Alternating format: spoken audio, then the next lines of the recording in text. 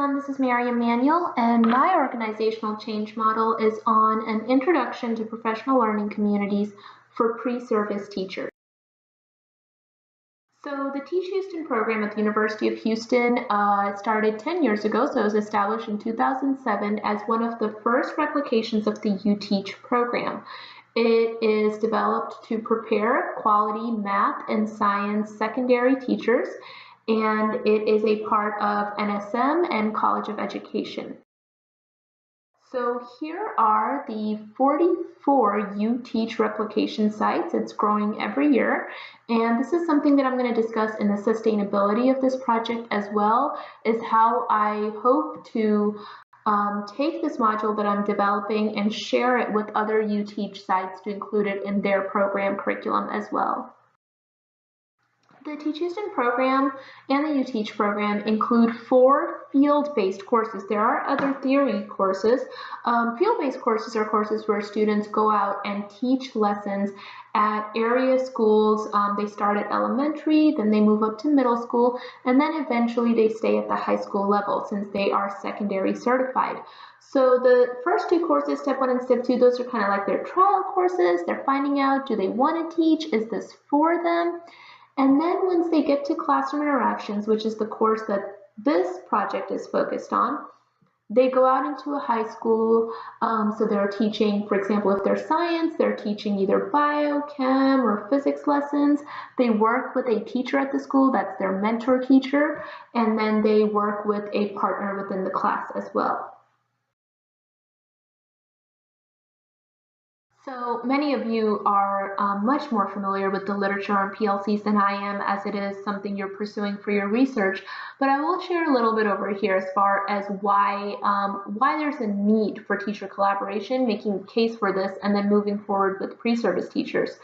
So, numerous studies have confirmed that there's a positive impact related to teacher collaboration on factors such as student achievement, improving the school's curriculum, and then this sense of community for teachers, which then relates to their job satisfaction, which then relates to whether or not they stay in the field. So it's really important. And then they've also confirmed that, it increases the time, whether they collaborate with each other, it increases time spent in planning and strategies and improving overall learning for students. One thing that I found really interesting was a study that was conducted by the U.S. Department of Education's National Center for Education Statistics. They said that a survey indicated that nearly 69% of the teachers that participate in regular collaborative practices, while 31% that said that they collaborate weekly.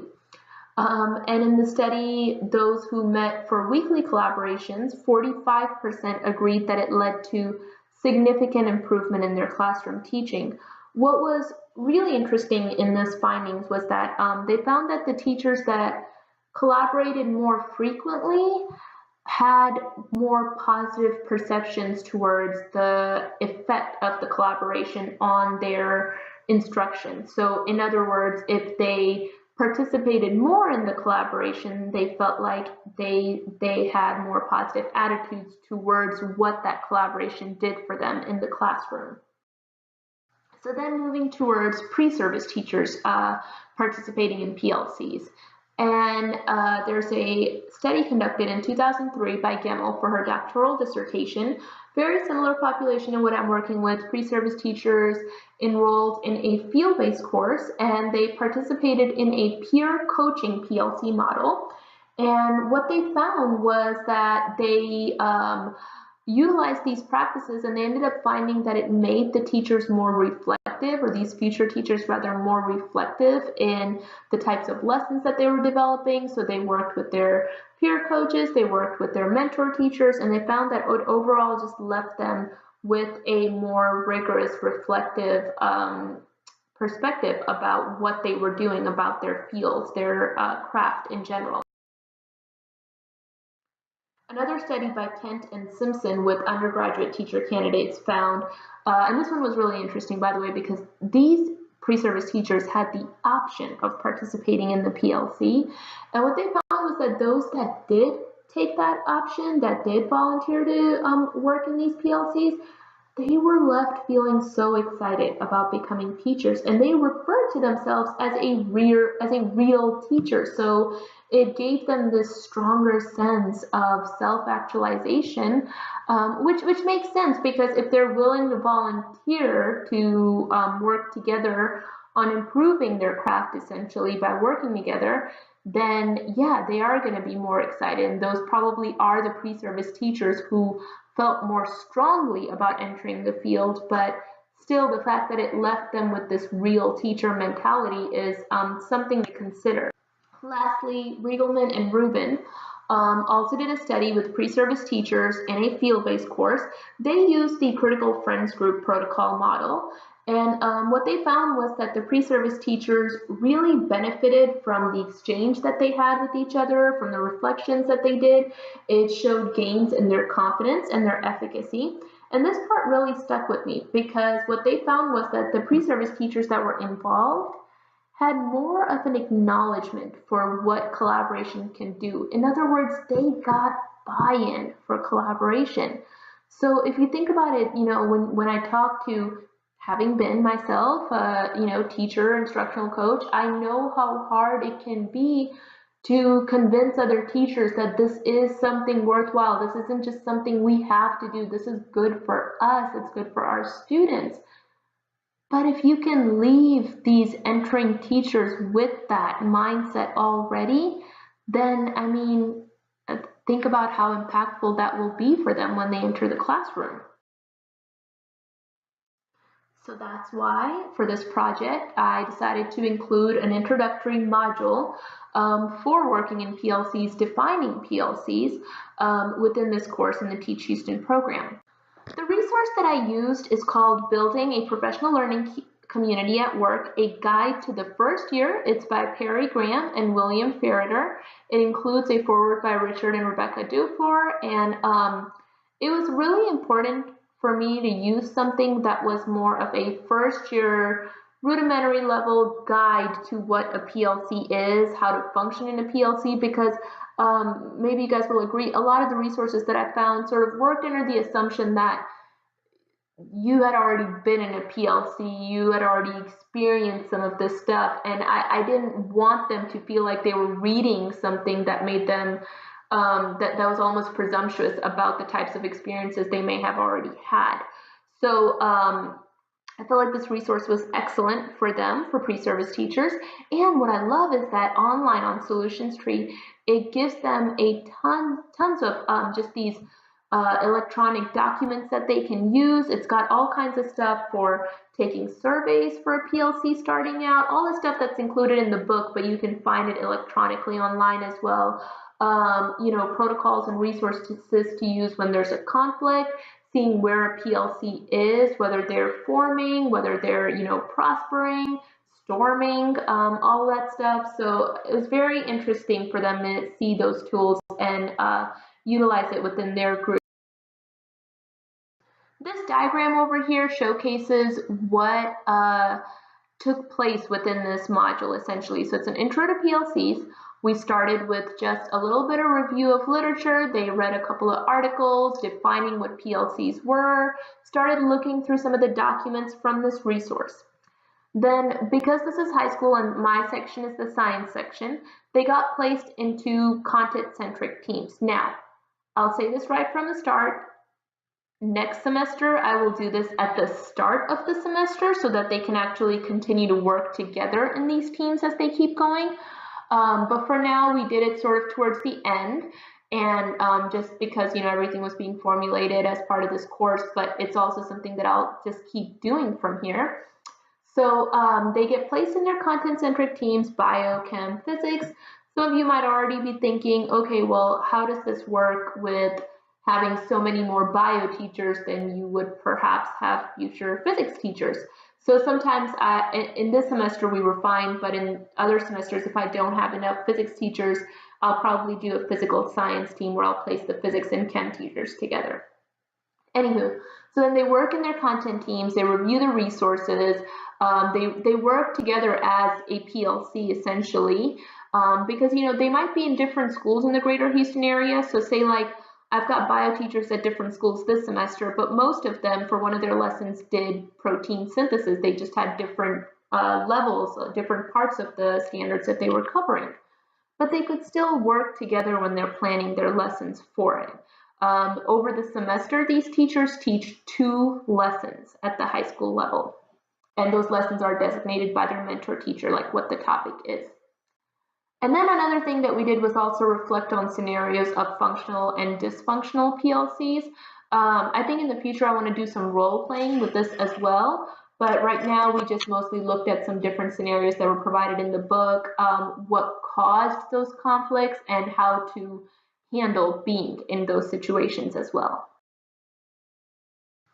So the reflection part of it, I already mentioned how I would do it differently. I would start the course out with this so that they can actually work in their teams as they go forward.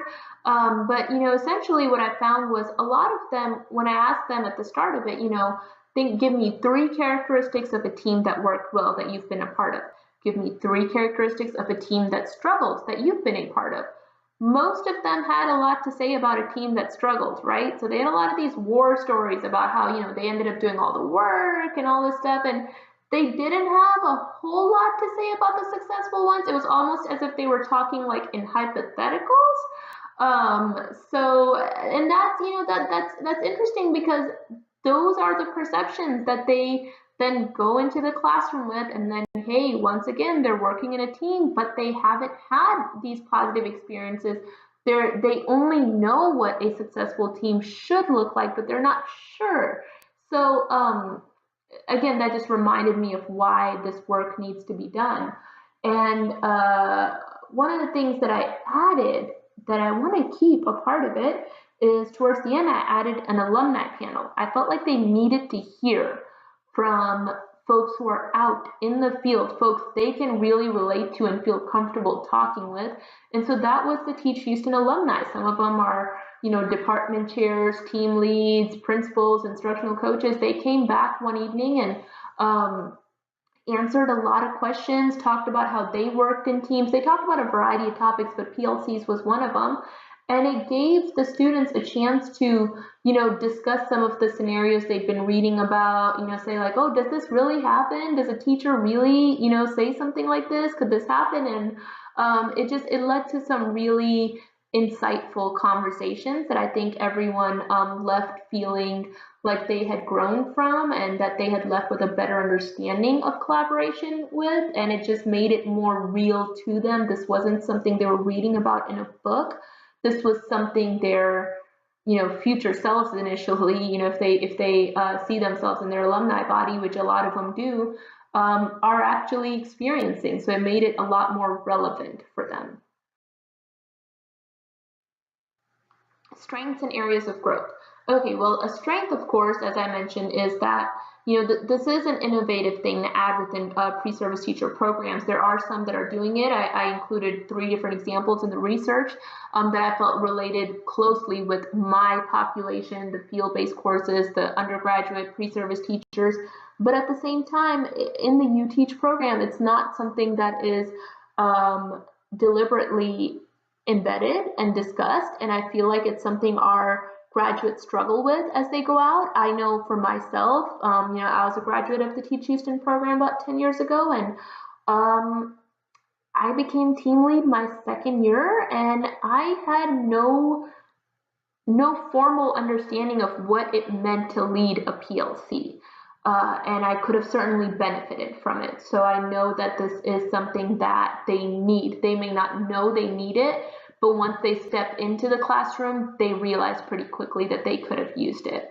An area for growth. So of course, this is included in one course, right? What I see happening is, the sustainability of it is that I plan to present this at the National UTeach Conference, work with other faculty who also want to implement it within this course. And then, we formulate a team as we pilot this out in the course. I will have already piloted it, but they would as well. We create some type of email listserv where we can share thoughts and ideas with each other, see how it's going, discuss our strengths, and then, place proposals to present on it together. And then eventually that will lead to us coming together and forming a team to consider how we can make this a strand within the UTeach program so that it's not just done in one course, but the collaboration piece is a strand and PLCs is a part of it. And how can we keep that going in the courses? It's of course the way I'm doing it, it works best in a field-based course, and there is one other field-based course, but I feel like there's a way to strengthen the collaboration strand within the program in general, and PLCs would be one part of it. Here are my references. Thank you.